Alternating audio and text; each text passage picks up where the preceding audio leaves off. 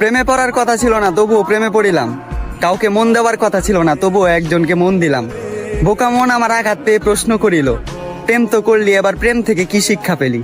আমি উত্তরে তাকে বলিলাম, প্রেম থেকে অনেক কিছুই শিখিলাম। যেমন প্রেমে বিষাদ, প্রেমে স্বাদ, প্রেমে আবার জীবন বরবাদ। আমি অর্থের লোভে না পড়ে তাকে পাওয়ার লোভে পড়েছিলাম।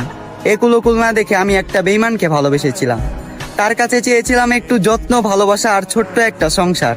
আফসোস, দুঃখ ছাড়া তার থেকে কিছুই পেলাম না আর। সে আমাকে দুঃখ দিয়ে দেনাদার, তার থেকে দুঃখ পেয়ে আমি পাওনাদার।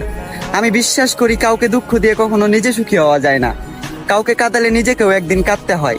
আর হ্যাঁ, এটা অভিশাপ নয়, বরং এটাই প্রকৃতির বিচার।